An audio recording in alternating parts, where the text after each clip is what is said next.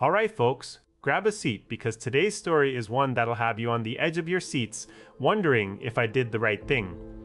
Have you ever been in a situation where you had to choose between telling the truth and lying for someone who was acting like they were about to explode? Well, buckle up, because this is exactly what happened to me a couple of years ago.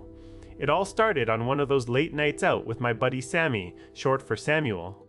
We both worked together at this hip little bar in the city center, and let's just say it was one of those nights where we were celebrating some good news over drinks and laughter. The place was buzzing with energy, music blaring from every corner, and people dancing without a care. Now, Sammy was always the life of the party, but that night something changed. We were in the restroom when he suddenly froze mid-sentence, his eyes darting around nervously. A group of strangers walked in, and before I knew it, Sammy was alone with them while I slipped out to find a quieter spot. A minute or two later, Sammy stormed back into the main room shouting at the top of his lungs, "I just did coke." It couldn't have been more obvious if he had shouted it from the rooftop. People stopped what they were doing and turned to look at him, shocked expressions plastered on their faces. When I confronted him about it later that night, Sammy became defensive, accusing me of telling everyone at work about his little secret. But I was honest with him. I told him straight up that he had been the one who shouted it out loud for all to hear. He dropped the topic, but clearly held a grudge against me. Fast forward a couple of months later, and Sammy started dating this lovely girl from our workplace. She seemed like a sweet and kind person, nothing like what I had seen in him that night at the bar. At one point, she asked him about his past, curious to know more about him before they got too serious. Sammy told her he had only ever smoked weed, but soon enough someone else spilled the beans about that fateful night at the bar where Sammy bragged about doing coke. She was understandably upset, and it sparked a series of arguments between them. One day, while they weren't talking to each other, I found myself in an awkward situation when she called me up asking what had happened between her and Sammy. After telling her my side, we got off the phone, but the tension lingered in the air. Weeks later, it all came crashing down when she called me again saying that Sammy was heading straight for my house. I immediately panicked. Why would he come to my place? When I saw him standing outside, looking like a storm cloud ready to rain fury, there was no way I could pretend not to be home. So I let him in, hoping this wouldn't end badly.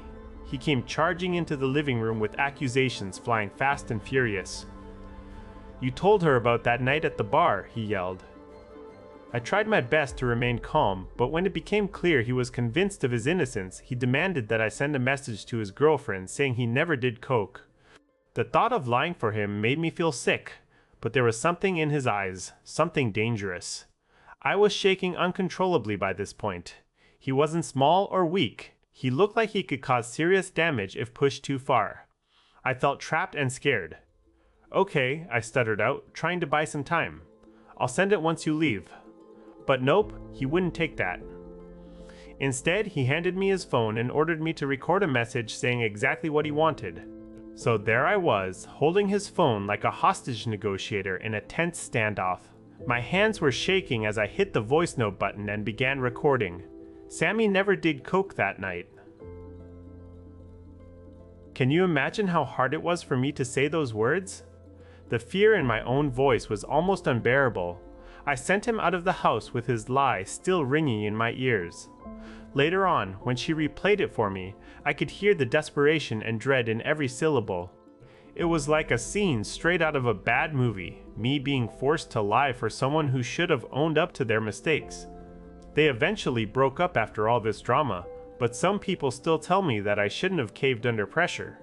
That maybe I should have stood my ground or even kicked him out of the house. But can you blame a guy for wanting to get rid of a ticking time bomb?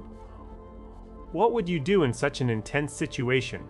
So here's my question to all of you. Was lying to Sammy's girlfriend a mistake?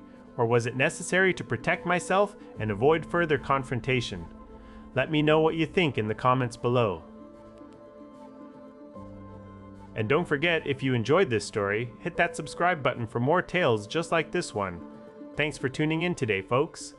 Until next time, stay curious and keep those conversations going.